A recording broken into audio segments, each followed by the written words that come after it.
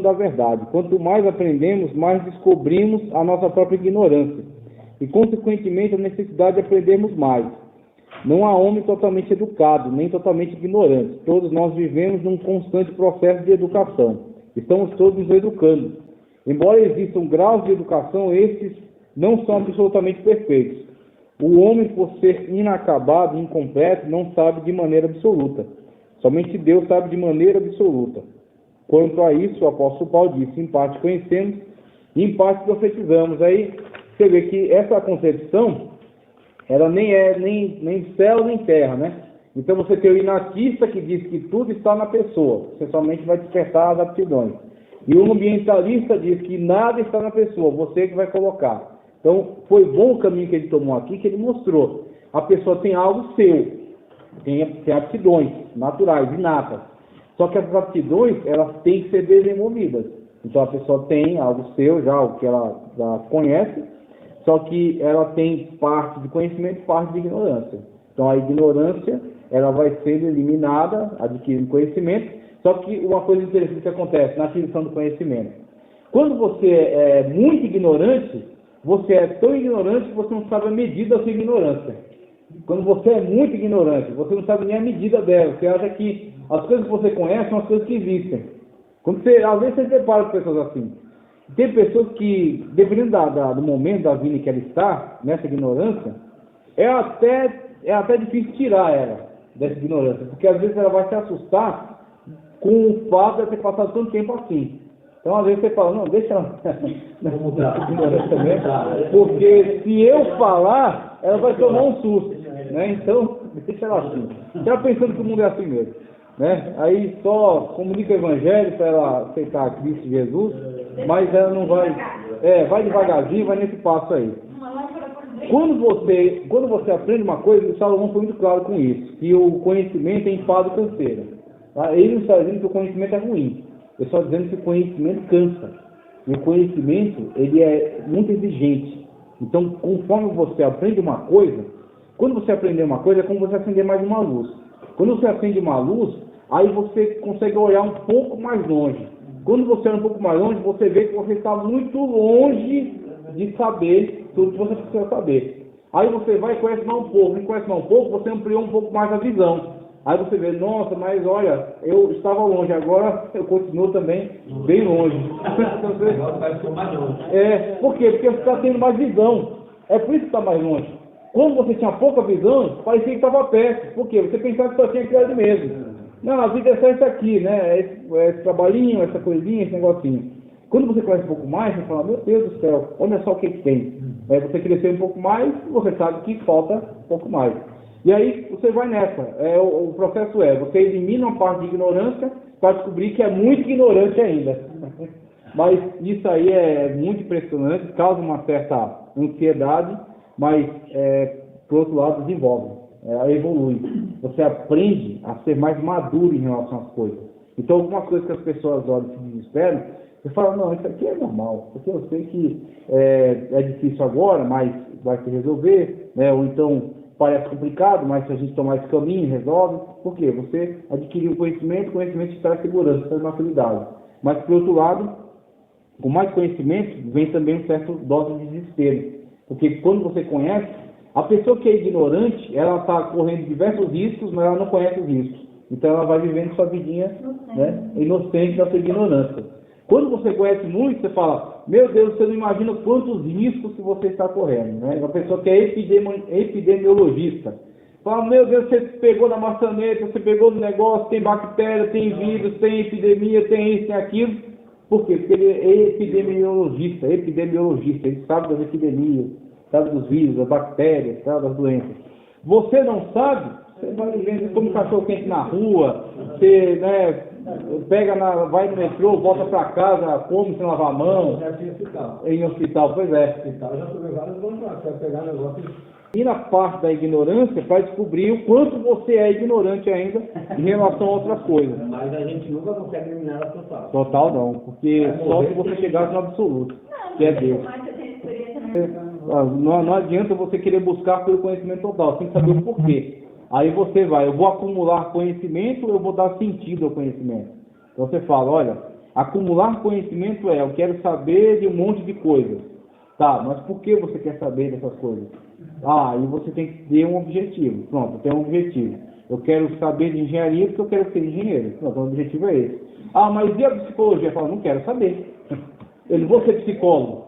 Então, psicologia é problema seu. Eu quero ser engenheiro. Aí você tem que dar um sentido. Quando você dá um sentido, você vai elencar, você vai selecionar. Não, eu quero ser especialista nisso aqui, e aí eu vou conhecer um pouco disso aqui para não ser totalmente ignorante. Então, eu ler um livrinho, uma revista, tal, para conhecer básicos sobre isso aí. Mas eu sou especialista nisso aqui. Exatamente, né? Então, pelo menos saber, uma conversa, né? Saber dar uma opinião. Tá? Então, a sabedoria, as múltiplas faces do saber, como eu coloquei aí, a sabedoria parte da ignorância, que foi o que eu acabei de explicar. Não há ignorantes absolutos. Se num grupo de camponeses conversarmos sobre colheitas, devemos ficar atentos para a possibilidade de eles saberem muito mais do que nós. Se eles sabem selar um cavalo e sabem quando vai chover, se sabem semear, etc., não podem ser ignorantes. Durante a Idade Média, saber selar um cavalo representava alto nível técnico. O que lhes falta é um saber sistematizado. Então ele brinca aqui um pouco com a situação, né? Porque geralmente a pessoa olha para o camponês e vê nele a imagem de ignorante, né? Só que, na verdade, muitas vezes o ignorante é aquele que olha para o camponês e o acha ignorante. Porque ele é ignorante em relação... Isso, ele é ignorante em relação ao que o camponês sabe e ele não sabe. Então, a época certa por exemplo, só chutar aqui para mostrar o quanto eu sou ignorante em relação a isso. Quando você planta um determinado tipo de coisa, se você for um conhecedor do plantio, você sabe que plantando isso aqui, depois você vai ter que plantar outra coisa para que aquilo ali alimente, devolva nutrientes para o solo. Pronto, se eu fosse tentar fazer por mim mesmo, não ia saber o que fazer nem quando fazer. E um camponês que lida com isso cotidianamente, ele sabe. Ele sabe o momento, ele sabe quais são os tipos de pragas que dão, como é que pode eliminar aquelas pragas. Então, conhece a terra, o conhecimento dele é nessa área. Mas ele não conhece matemática, mas ele conhece língua portuguesa, gramática da língua portuguesa. Mas isso aí vai servir para... Exatamente. Eu pego minha gramática da língua portuguesa, eu vou lá tentar plantar, usar ela de enxada. Não faz sentido. Então, o conhecimento que eu tenho nessa área técnica, ele serve para esse mundo no qual eu estou inserido. No qual eu vou fazer uma prova para ser admitido no emprego. Então, eu tenho que saber língua portuguesa. Para fazer a prova bem, para poder passar. Então, está na minha realidade. O problema você entra na sua realidade e você esquece que existem outros. Daí, esse é o ápice da sua ignorância. Você pensar que só existe o seu mundo. Então, existe um mundo aqui do letrado, e ele pensa, isso aqui é o melhor dos mundos. Esquecendo ele que existem pessoas que não sabem letra nenhuma, só que ele tem conhecimentos que ele precisaria muito tempo para adquirir. Por exemplo, você vai para uma tribo. Você vai, por exemplo, para o Pacífico. Lá na Melanésia, as tribos que tem lá naquelas ilhotas lá.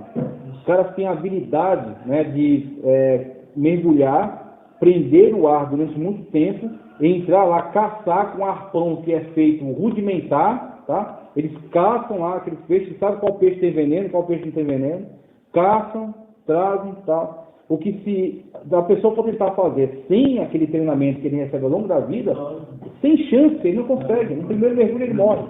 Pode falar. Uma história, tem um doutor que precisou... Caipira, tá? Então o conhecimento ali que vai esse tipo de situação. E muitas vezes a igreja, ela precisa também dessa conscientização, porque uma coisa que eu tenho visto surgir na igreja, que é muito feio, é a questão da supervalorização daqueles que têm diploma.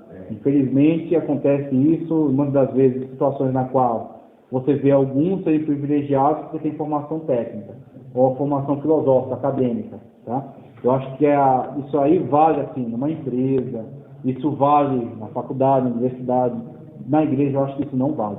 Por quê? Porque muitas vezes a pessoa tem alta formação acadêmica, só que ela não tem, o nível de espiritualidade dela não é alto, ela não tem referência moral, tá? Ela não dá exemplo, tá, okay? Ela não tem liderança, então ela tem o diploma, ela é um advogado, é um médico, é alguma coisa assim. Mas quem disse que por ser psicólogo ele é também um pregador? Quem disse que por ser psicólogo ele é um bom pastor?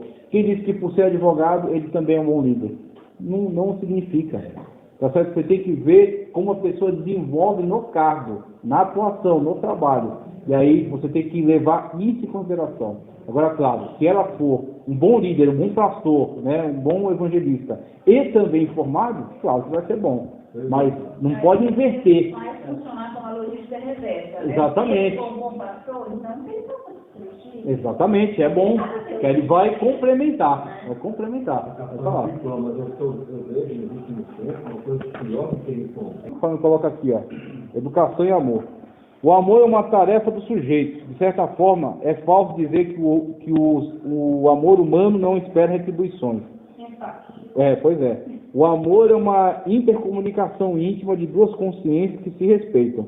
Cada um tem o outro como sujeito de seu amor. Inclusive, uma coisa interessante que tem no livro O Monge Executivo, é uma frase que tem lá, eu acho que é o monge que diz para o executivo isso aí, fala: o amor é o que o amor faz. Eu achei uma frase muito legal, muito boa e que é muito realidade. Porque amor, em nível somente de sentimentalismo, é amor de cinema. É aquela coisa melancólica, né? Aquela coisa arrebatadora. Isso é amor de filme, de novela, de cinema. O amor da realidade é ação. Como Paulo, descrição, carta de Paulo aos Coríntios, capítulo 13, né? Se eu fizesse todas essas coisas e não tivesse amor, exatamente. Então, estaria fazendo a motivação errada. Tem que ter a motivação certa para a ação certa. Então, amor é ação. Aquilo que você faz em nome do amor. Então, você faz isso porque você quer conquistar um cargo, não é por amor. Você faz isso porque você quer impressionar fulano, não é por amor. Você faz isso porque você quer depois pedir um favor, um dinheiro, uma coisa, não é por amor, é interesse. Agora, se você fez isso e a sua ação foi motivada pelo amor, então é uma ação perfeita. Você fez isso para o bem. Você quer, não, eu fiz isso aqui porque eu quero ver a pessoa bem, eu quero ver ela prosperar. E aí, claro, você espera que a pessoa também faça por você. Você espera que ela faça, mas você toma iniciativa. Porque você é movido por amor. Tá certo?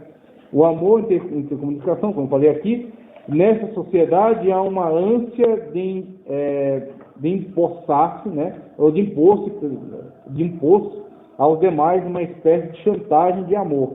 Isso é uma distorção do amor.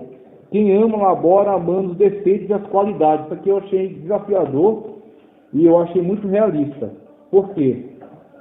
Às vezes o que as pessoas querem é transformar as outras naquilo que ela gosta, naquilo que ela espera. Então, uma pessoa, por exemplo, ela reclama porque os irmãos da igreja não a compreendem. Ela reclama porque os irmãos da igreja não a ajudam. Porque os irmãos da igreja não têm amor. Essa igreja é fria, não tem amor. Muitas vezes o que ela está dizendo, na verdade, é que os irmãos não estão de acordo com o gosto dela. É isso que, se a gente for investigar, na verdade é isso. Os irmãos não se adaptaram ao jeito que eu quero que eles sejam. É isso que aconteceu. E aí, quando você investiga isso mais a fundo, a única coisa que você consegue ver é que a pessoa tem um ego do tamanho do mundo. Ela é egocêntrica. Ela acha que ela é o centro do universo. E que as pessoas têm que agradar a qualquer custo. Que quando ela chega, você tem que prestar atenção nela. Que as pessoas têm que abraçá-la, saudá-la. Porque chegou alguém extraordinariamente importante. Aí, muitas vezes, você poderia até perguntar, não te cumprimentaram quando você chegou, mas você cumprimentou? Porque a educação que eu aprendi é, você chegou, você cumprimenta. Então, você chegou no lugar, boa tarde, bom dia, boa noite, paz do Senhor. Tá ok? Agora, você chegou, você está reclamando que ninguém te cumprimentou. Por quê? Porque ignoraram você ou porque você não os cumprimentou. Então, muitas das vezes, o que acontece? Que a pessoa, ela quer que o mundo inteiro seja adequado à vontade dela, ao gosto dela. Né? Pode falar. Ela não foi já, quando a pessoa da... O egocentrismo, o ego dela é o centro, exatamente. Só ela presta, só ela prega, só ela canta, só ela é boa, só ela tem que ser cumprimentada. As pessoas como elas são, você vê, não é que você vai amar os defeitos dela, não é que você vai amar, nossa, eu amo o vício dessa pessoa. Quando ele bebe, ele fica até engraçado. Não é isso. É que você vai amá-la apesar, né, dos defeitos. Então você fala, olha, ele é um pinguço, é um cachaceiro, mas mesmo assim eu amo esse camarada, eu quero o melhor para ele. Então, o quanto eu puder, eu vou aconselhar, eu vou ajudar, né, o que ele precisa de um apoio, eu vou dar um apoio e tal. Mesmo ele sendo assim, tá? E aí, estou abordando essa questão do vício. Aí você vem para a igreja, você tem pessoas que, obviamente, não são iguais a você. Não é uma produção em série, né? São pessoas diferentes, são pessoas de outras culturas, são pessoas de outros hábitos. Então, o que acontece? Eu sei que fulano é mais esquentado, não adianta fazer muita brincadeira com ele, o outro fulano é mais dado, o outro é engraçado demais, não posso dar muita liberdade, e assim vai. Eu vou lidando com essas pessoas. Agora o que acontece? Eu vou tentando preservar a comunhão. Eu tenho que ter comunhão com todos. Se eu não tiver comunhão com alguém, eu estou perdido. Tá certo? Se a pessoa não quiser ter comunhão comigo, o problema é dela. Mas eu tenho que ter comunhão com ela. Tá certo? Comunhão, às vezes, você tem comunhão, mas você não tem afinidade. Se você for conversar muito com ela, vai dar briga. Porque cada um tem uma opinião. Um gosta de vermelho, outro gosta de azul. Um é coxinha, outro é mortadela. Outro é isso, aquele é aquilo. Um é forró, outro é samba. Então, vai conversar, não tem afinidade. Então, eu não vou comer um macarronado com ela de domingo. Porque eu sei que não vai rolar, não adianta. Agora, uma coisa é, eu sempre vou procurar orar por ela. Se ela está triste, eu vou querer saber porque ela está triste, o que eu posso ajudar. Se ela está doente, eu vou visitar. Agora, eu sei, nosso relacionamento é só no nível da comunhão. Eu quero melhor para ela, eu quero ser salvo junto com ela. Eu quero entrar no céu junto com ela. Só que não vou ter afinidade. Não dá para se aproximar muito, não dá para se chegar muito. Então, tem que ver esses níveis. Para quê? Para a gente dosar a coisa, para a gente entender que o amor supera. Se eu tenho o amor de Cristo está em mim, mesmo eu não gostando de algumas características dela, eu amo ela em Cristo Jesus. O amor suporta. O amor suporta. E aí por aí vai. E ele fez questão de colocar o amor suporta. Porque tem coisa que você não vai mudar, a pessoa não vai mudar, ela vai ser assim, né? E você não vai poder matá-la, não vai poder jogar ela para fora da igreja, você vai ter que suportar, né? Nem ser ignorante. Paciência, nem ser ignorante, porque você tem que tomar muito cuidado para não jogar para fora da igreja uma pessoa que não foi você que salvou. Foi Cristo. Suportar pode ser, esse suportar pode significar que não seja até uma coisa muito fácil, né? Exatamente. Não vai ser fácil, vai ser desafiador. Sim, luta contra o egoísmo. Então, o amor implica a luta contra si mesmo. Para você sair, você não pensar que você é o centro do universo. E você se doar, né? E você ajudar, você valorizar o outro. Quem não é capaz de amar os seres inacabados não pode educar. Então, a educação pressupõe o amor. Não há educação imposta, como não há amor imposto. Quem não ama não compreende o próximo, não o respeita. Não há educação do medo. Nada se pode temer da educação quando se ama. Pouco vale alimento, abrigo e instrução sem amor e sem compreensão. Há pais que pensam que dando aos filhos vestes, calçado, alimento e uma boa escola, estão com isso lhe dando uma boa educação. Tudo isso é bom, mas falta o necessário, amor e compreensão. Porque tudo isso que é dado sem um amor, uma atitude de amor, de um relacionamento, nada terá significado. Então, os pais, eles cometem esse erro toda hora. Fala, eu calço, eu visto, eu pago as contas, eu dou brinquedo, eu pago uma boa escola, então eu faço minha obrigação. Exatamente, eu cumpri minha obrigação. Erro. Existe a questão do abandono afetivo. Então o que acontece? Você deu coisas, né? Só que essas coisas, elas não têm significado, não têm sentido. Né? Não há porquê ela valorizar essas coisas. Por quê? Ela vai para a escola e quer tirar uma boa nota. Por quê? Porque ela quer ser aprovada pelos pais. Mais do que a aprovação da escola, a criança quer a aprovação do pai. A criança quer que o pai dê o brinquedo e que o pai brinque com ela também. Porque aquilo ali vai ganhar um significado muito maior. A criança quer que ele dê a roupa, mas que ele passeie com ela para mostrar aquela roupa. Então, quando os pais estão juntos e quando a atitude a atitude afetiva e o amor está evidente, as coisas ganham sentido. Quando tem as coisas, mas não tem o amor, as coisas perdem significado, elas têm valor. Aí você vê, às vezes, pessoas que foi para a criminalidade, foi para a bandidagem. Por quê? Faltou uma questão afetiva. Tem vários exemplos. Essa Suzana que matou, ela tinha tudo. Mas ela tinha o amor do pai? Não é que justifica o que ela fez, mas explica. Dá para entender como que a coisa se desenvolveu. Não tinha relação afetiva. Uma lata velha, malandro de estrada. Eu acabei de falar, esperança na educação. Olha o que diz aqui, ó, página 55. Em toda a criação, só o ser humano tem esses sentimentos, esperança e desesperança. Portanto, considerando que o homem é um ser inacabado, começa o problema da esperança e da desesperança. Podemos fazer deles o objeto de nossa reflexão. Eu espero na medida em que começo a busca, pois não seria possível buscar sem esperança. Pois em educação, sem esperança não é educação.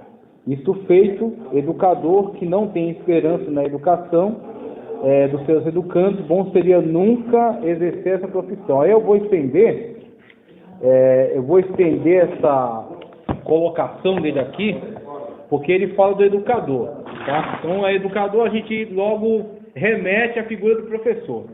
Só que colocar só a figura do professor aqui é pouco, tá? Seria reducionista. Por quê? Não é só o professor que educa. Não é só o professor que educa. Então, os pais educam em casa. Tem alguém lá que conta com isso para ser educado. Né? No trabalho, às vezes, o teu colega que sabe mais que você te educa, porque ele te ensina ali a trabalhar de uma forma mais inteligente, melhor. Aí, se você for humilde, se você for inteligente, você absorve esse conhecimento. Que nem estava conversando no intervalo lá.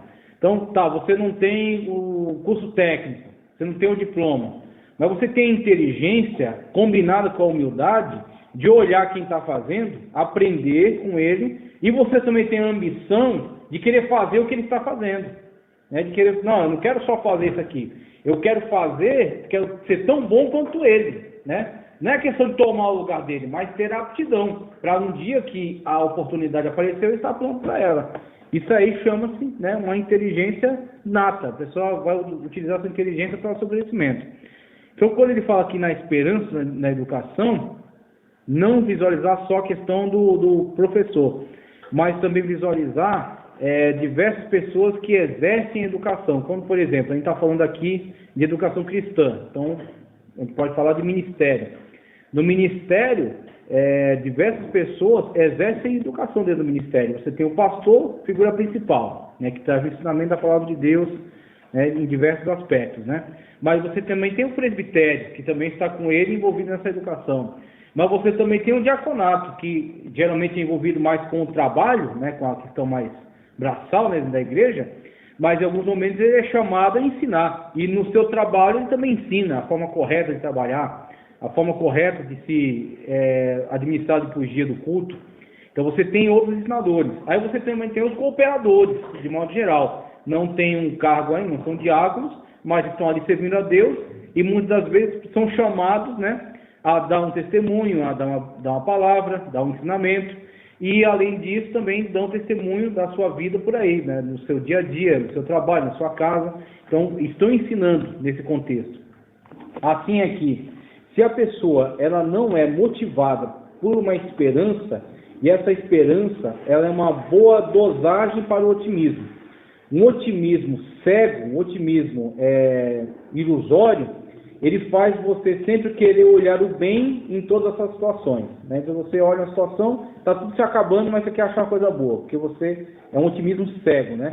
Agora, se você tem esse otimismo regrado pela esperança, mesmo que o contexto está ruim, você quer ver uma oportunidade para que dentro daquele contexto ruim você possa trazer uma melhoria, um desenvolvimento, tirar, né, daquela situação ruim. Assim é que na igreja, encarando essa perspectiva, a educação ela pode ser ministrada no sentido de ver situações caóticas, ver situações ruins, pessoas que chegam na igreja com a vida arrebentada.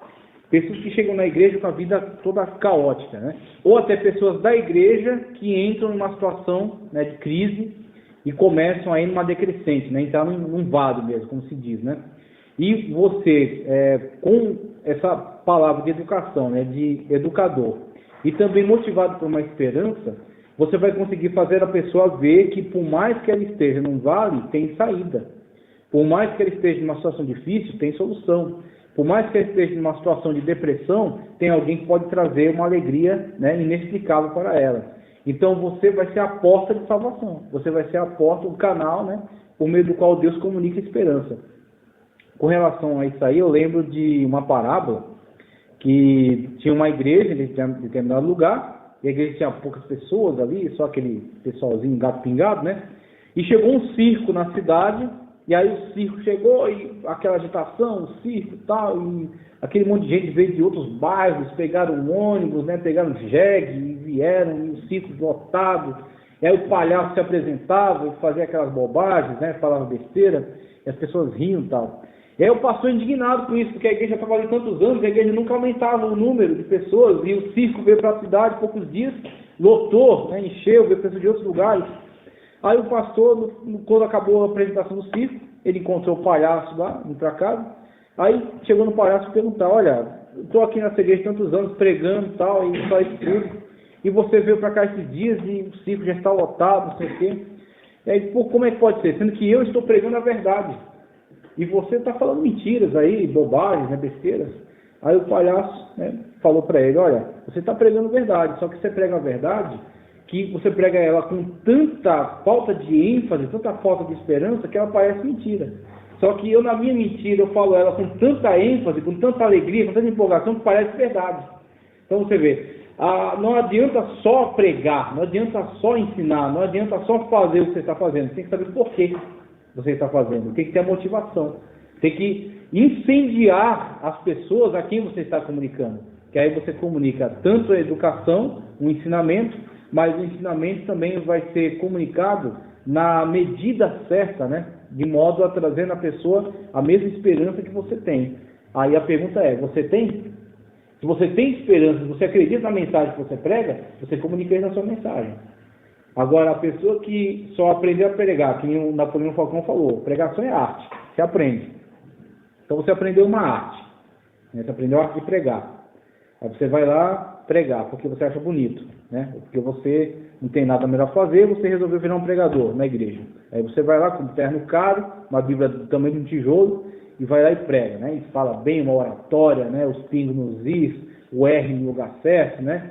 O S também, né? O plural e tal.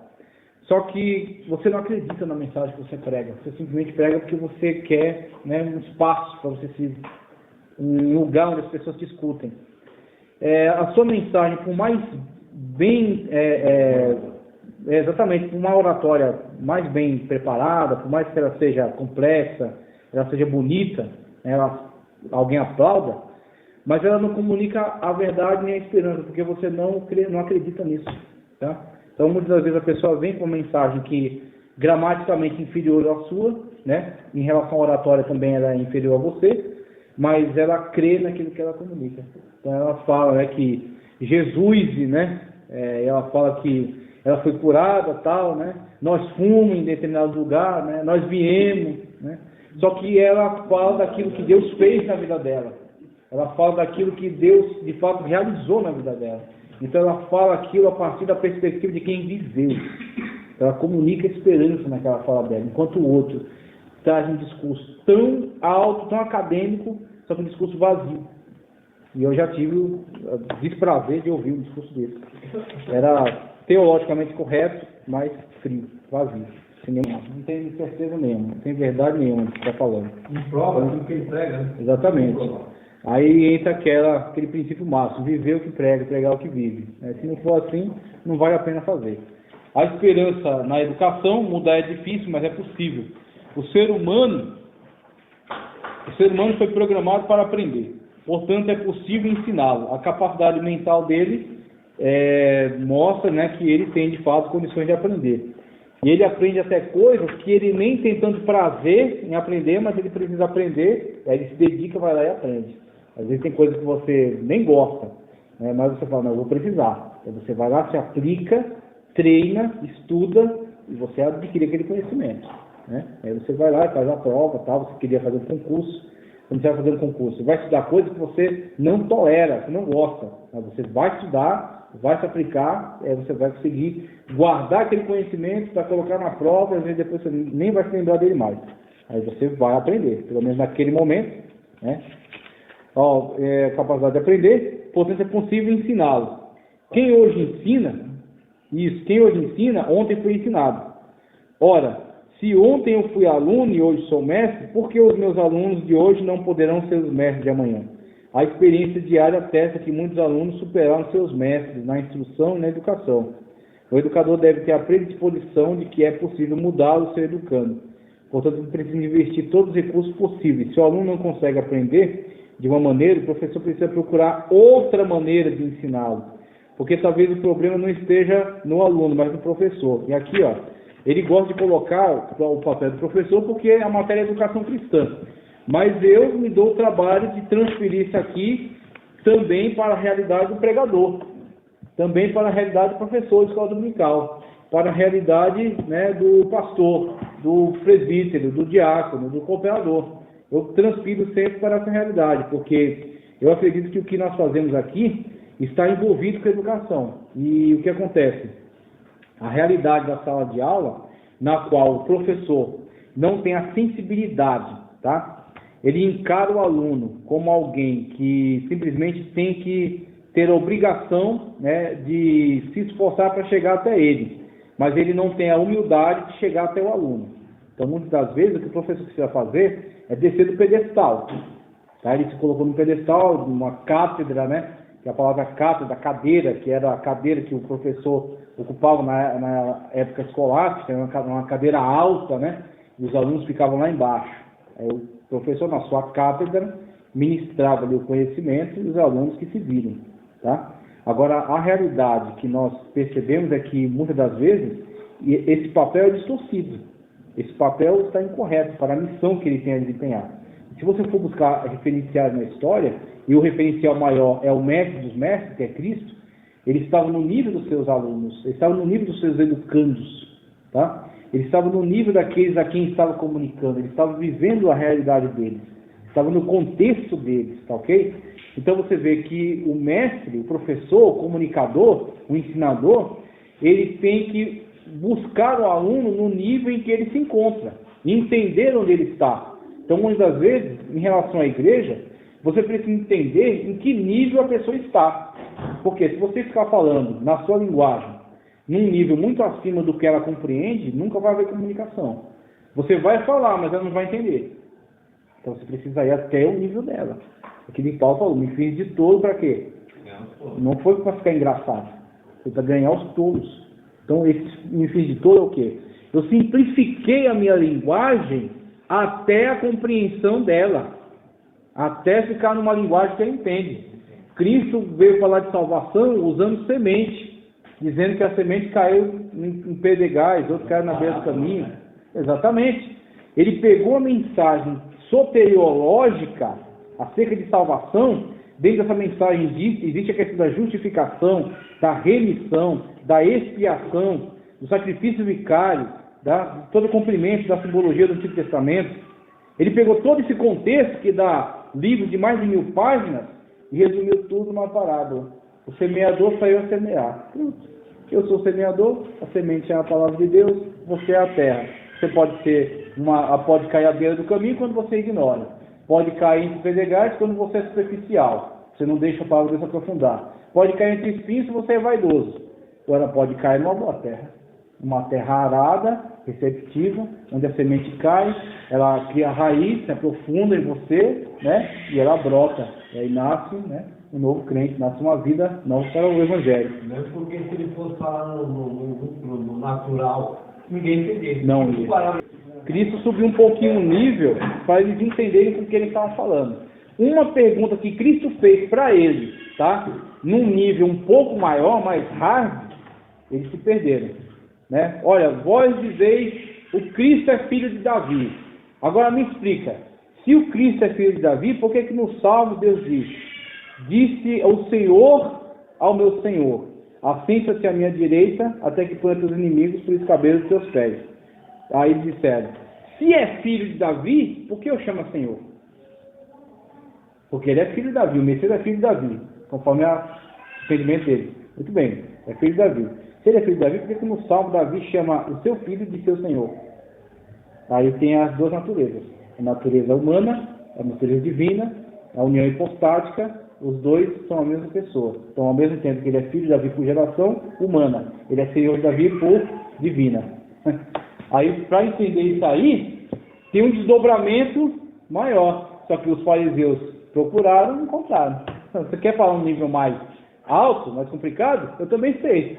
Mas chegar com o Nicodemo já é outra. Aí ele pega, conversa com Nicodemos, ele exige um pouco mais, porque tu és mestre em Israel e não sabe essas coisas. Então, ele conscientiza. O objetivo ali de Cristo não era criar um abismo entre eles, era conscientizar Nicodemos da ignorância dele. Você está ignorante em relação a isso aqui, que você precisa nascer de novo. Você precisa nascer da água do Espírito. Tá? Não é tão literalista quanto você pensa. Existe algo espiritual em relação a isso aí. Então Cristo puxou um pouco mais, que é o que, na verdade, alguma coisa que a gente precisa fazer. Mudar é difícil, mas é possível. Se a gente encarar como impossível, a gente nunca vai exigir das pessoas um desenvolvimento maior. É o que hoje, muitas igrejas, elas pedem a oportunidade de incentivar as pessoas a desenvolver quando começam a dar mensagem estilo McDonald's, estilo Big Mac, né? Mensagem estilo coisas supérfluas, superficiais, tipo massagem do ego, né? Autoajuda. Então o que acontece? É o tipo de mensagem que a gente está falando no começo. É gostoso de ouvir, empolga, né? Só que não provoca você. É que nem aquele texto que Paulo fala, muito me alegrei por vós terem sido contristados, porque o vosso contristamento foi um contristamento segundo Deus. Porque a tristeza do mundo produz condenação, mas a tristeza segundo Deus produz salvação em Cristo Jesus. Esse é o mesmo texto que Paulo escreve na segunda carta aos Coríntios. Ele é um texto que dá, assim, toda a dimensão do que é uma mensagem provocativa. A primeira carta, quando chegou em Coríntios, gerou contristamento. Daí Paulo diz, não me arrependo do contristamento que causei. Por quê? Porque essa tristeza é segundo Deus. Que mensagem terrível, tristeza segundo Deus. Mas o evangelho não é para ficar legalzinho? O evangelho não é para ficar felizinho com Jesus? Jesus é meu amigo, Jesus é um cara legal. O evangelho não é para você sorrir, você cantar e você, né, sair saltitando? Não. O evangelho muitas vezes é para te confrontar. O evangelho muitas vezes é para provocar em você, é para denunciar um erro seu. Mostrar o quanto você está pronto para ir para o inferno, está pouco adequado para o céu. E aí você vai começar um processo de transformação, porque você foi confrontado. Então, muitas vezes é isso. Aí o que acontece? A mensagem faz até ser bom, faz aquele movimento. Finalmente eu via o povo ia para casa falando da mensagem. Sim. Comentando do culto. Que a mensagem foi maravilhosa e tal. Foi tão assim, superficial, que não teve efeito. Que só deu para pular na hora. Não pulou, gastou tudo que tinha que gastar. Pulou, pronto, já gastou lá mesmo, aí já chegou. Se ela pisou no seu pé quando entrou, ela vai pisar também quando sair, porque já gastou tudo lá. Não mudou nada. Se era mentirosa, continua sendo mentirosa. Se era, demoniado, saiu pro demônio também. Voltou pro demônio para casa. Então, nesse sentido. Interrelacionamento, ele fala, diferentemente dos animais, o homem exerce uma mútua relação com o mundo em que vive, pois ele está no mundo e com o mundo. Se ele apenas estivesse no mundo, não haveria transcendência, nem se objetaria a si mesmo. Mas como pode objetar-se, ou seja, ele transforma a si mesmo num objeto sobre o qual ele pensa.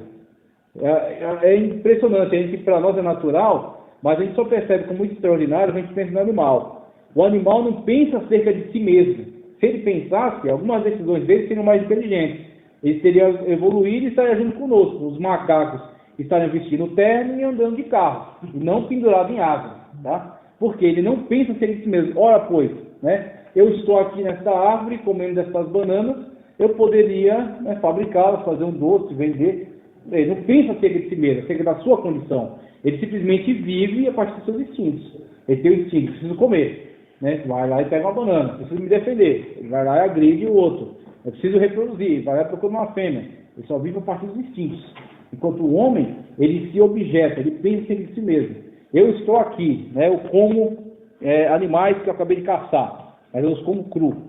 Como seria se eu os cozinhasse?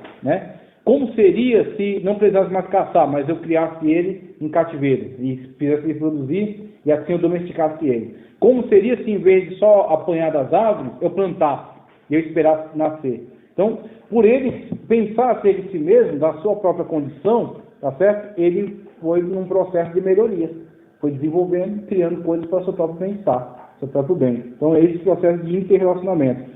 Olha só. Mas como pode objetar, se pode também distinguir entre um eu e um não eu. Isso torna um ser capaz de relacionar-se, de sair de si, de projetar-se nos outros, de transcender. E aí onde entra a questão da empatia, Pode distinguir órbitas existenciais distintas de si mesmo. Essas lições não se dão apenas com os outros, mas se dão no mundo, com o mundo e pelo mundo. Nisso se apoiaria o problema da religião. O animal não é um ser de relações, mas de contatos.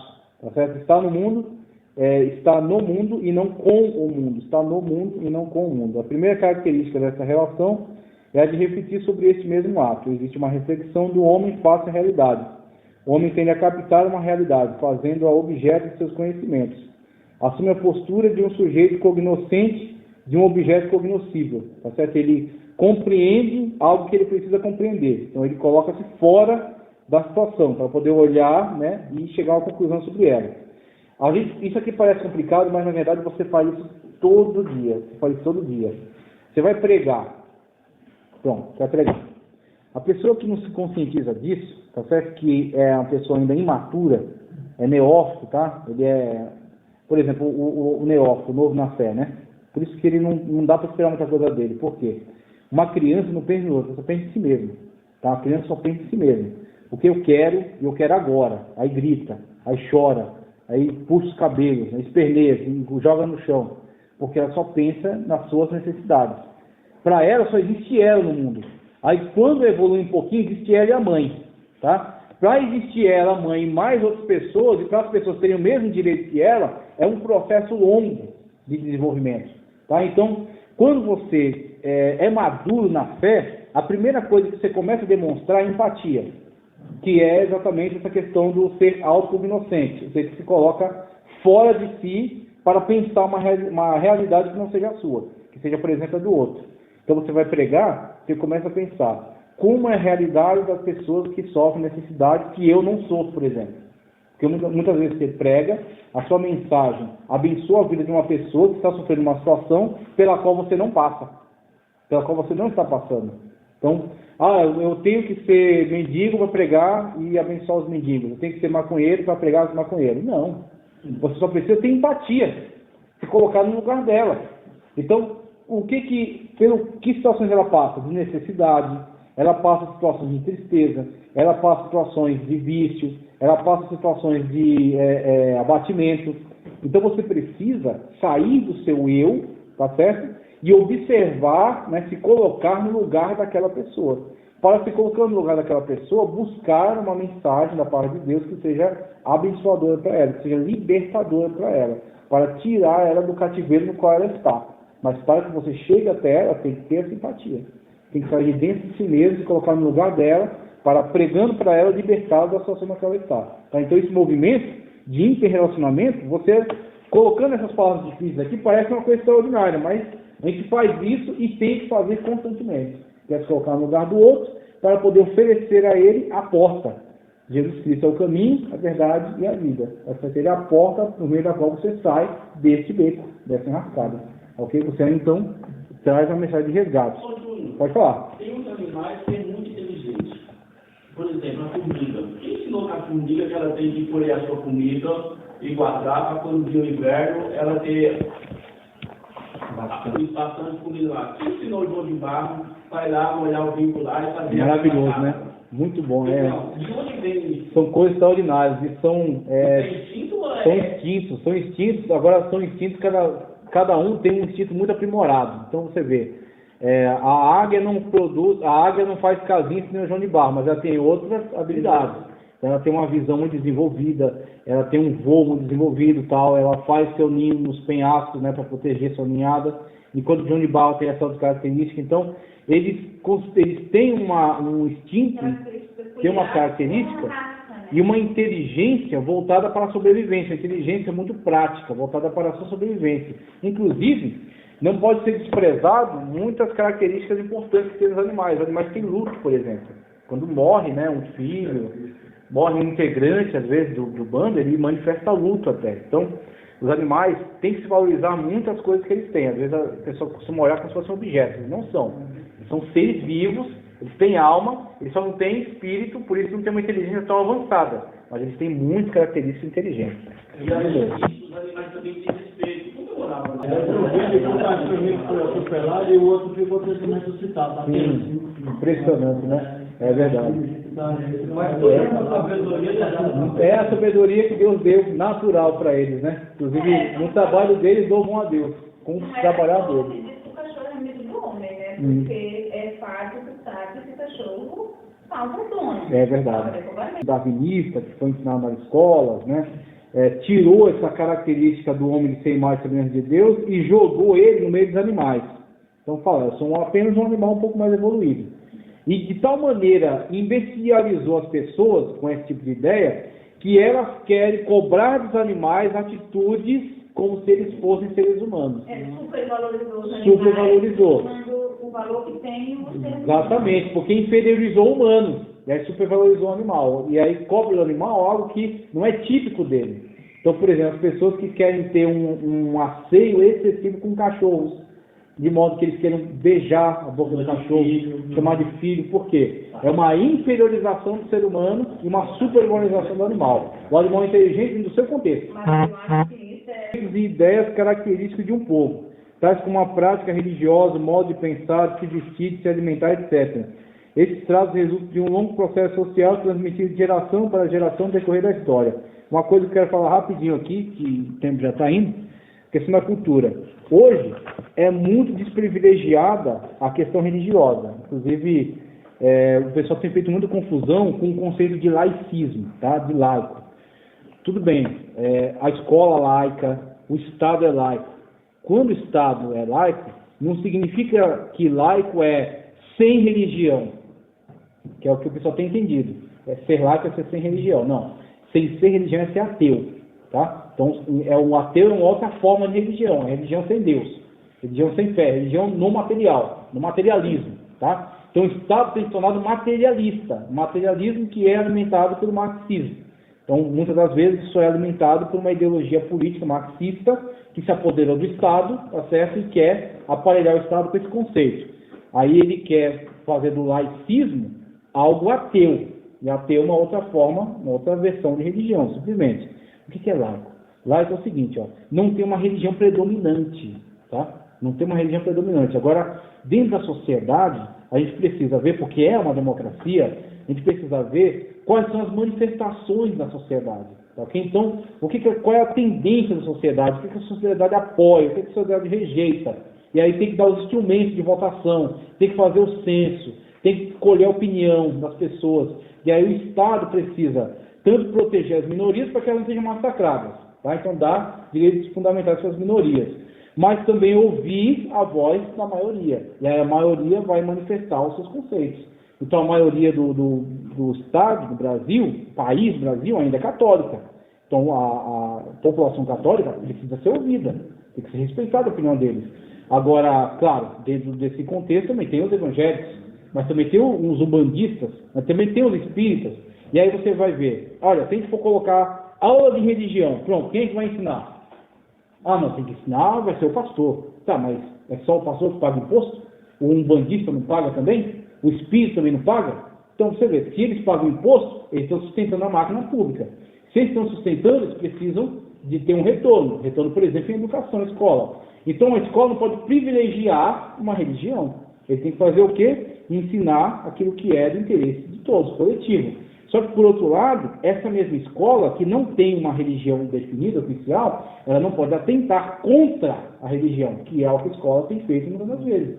O professorzinho marxista, o professorzinho com a sua camisa de Che Guevara, muitas vezes ele se acha no direito de zombar, de caçoar, tá certo? De humilhar as manifestações religiosas. E ele não tem esse direito. Não lhe é dado esse direito. Ele é pago pelo Estado para ter uma manifestação que seja nos limites, nos moldes de um Estado laico. O Estado laico respeita as manifestações religiosas particulares. Tá? Ele tem que tratar os assuntos dele. Matemática, geografia, história, ciência, biologia. Tá, ok? E não se meter na religião dos outros. Não vai ter uma religião predominante, mas também não vai atentar contra a religião das pessoas. Aí você tem um conceito laico. E no conceito laico, você tem que ter a consciência de que, na verdade, para nós chegarmos a esse conceito laico, nós chegarmos a esse conceito democrático, quem construiu isso não foi o marxismo, quem construiu isso não foram os ateus, quem construiu isso foi a religião, tá, ok? Então, o conceito de cultura vem sim de culto, e o culto está ligado à manifestação do religário, religar-se à deidade por meio de uma prática, por meio de um ritual, por meio de um livro sagrado, por meio de uma revelação, e por aí vai. Por meio de uma filosofia, por exemplo, confucionismo é uma filosofia, não uma religião. Tá? O budismo também, de certa forma, é uma filosofia, não uma religião. Então, são conceitos pelo qual a humanidade se religar em religião com um ser superior. E nesse ato de se religar com o ser superior, ele cria toda uma regra, um regramento moral, uma questão ética para relacionar-se com as pessoas, tá? Uma ritualística, uma espiritualidade, um misticismo. Isso é cultura. Então, tudo isso aí produziu a cultura, a base cultural sobre a qual nós estamos. Então, nós devemos esse desenvolvimento da sociedade à cultura. Então, no caso de professor, vamos supor aqui no Brasil. Espaço público, laico, pago pelo imposto do espírita, como é que eu vou lá meter o pau no espiritismo? Sendo que ele pagou também para que existisse aquele espaço? Não tem condição. Tem que ter essa consciência. Né? E essa consciência tem que partir de nós. Esse cabelo também, irmãozinho, não sabe querer fazer evangelho. Kardec. Eu vejo muito pessoal Exatamente. começa a meter o pau e falar com o demônio, em vez de aparecer na planta. Isso aí. Tem demônio escondido aqui, demônio escondido ali, não sei o que e tal. Fala mal do santo da pessoa e... Exatamente. Aí, em vez de ganhar a pessoa... Abre a porta do Evangelho. Fala de Jesus, né? Aí uma vez que ela teve um encontro verdadeiro com Jesus, ela vai tomar decisões. Aí ela vai dizer, não, eu acho que esse negócio aqui do Allan Kardec não dá certo pra mim não. Joga fora. Ah, eu acho que esse imagem de escultura aí, Êxodo disse que não pode ter imagem. Não, deixa eu pegar esse negócio aqui, deixa eu tirar. Ela tem que tomar decisões. Senão você vai começar a tomar decisões por ela, não foram decisões dela, foram suas. Aí você não converteu, você convenceu. Que é respeitada pelo maior contingente de população do país, aí pega a imagem e quebra ela e pisa em cima dela. Ah, pelo amor de Deus, né? Isso é evangelho, né? Isso aí é simplesmente... Sim, rasgar. Aí você vê alguns movimentos para afirmar, para dizer que eles são livres, eles desrespeitam os símbolos religiosos. Aí você vai ter a marcha do pessoal, né? Aí eles pegam a imagem, a Igreja Católica, eles pegam Bíblia, eles se vestem como o nosso Senhor, né? Para fazer situações de zombaria. Quer dizer, eles exigem respeito daqui para lá, mas eles estão respeitando de lá para cá. Né? Então também tem essa questão que precisa ser. O cara escola de samba, né? Que fez aquele negócio. Fez aquele. Exatamente. Errado, porque o tempo já acabou, então não tem que falar do tempo. Ó. O homem é o tempo. O homem se identifica com sua própria ação objetiva. O tempo temporaliza, faz-se homem história. O animal está sobre o tempo, pois para ele não há ontem nem amanhã. Está sob uma eternidade sem fim. Está imbuído no tempo e pelo tempo, por isso não tem tempo. Isso aqui, está muito ligado à mordomia do tempo que a gente abordou. Então a gente tem a consciência da passagem do tempo e de que nós não somos, a nossa vida aqui na Terra não é eterna. Então, a partir dessa conscientização, né, a gente vai saber que tem que investir, tá certo, no momento certo, como diz Eclesiastes, há tempo para todas as coisas. Então, a gente tem que saber e tem que conscientizar as pessoas. Está na juventude? É hora de você estudar. É hora de você construir uma profissão. É hora de você trabalhar. Por quê? Vai chegar o tempo que você é precisar do que você tem que fazer agora. É um dos papéis da igreja, conscientizar. E o homem se aperfeiçoa, tá certo? E o ímpeto criador. Que isso aqui é a mesma coisa. É a questão da pessoa em busca da constante melhoria, em busca do constante progresso. Ok? O homem como ímpeto criador é a imagem e semelhança de Deus. O seu Deus é criador, e como criador, o seu Deus imprimiu nele a sua imagem. Sendo o homem a imagem de Deus, o homem também quer criar. O homem cria, certo? O homem gera um filho. O homem cria ali uma pessoa que vai ser um cidadão, que vai ser alguém importante, que vai ser alguém que vai andar com a vontade de Deus. Então, eis aí o ímpeto criador dentro do homem. Então, vamos encerrar.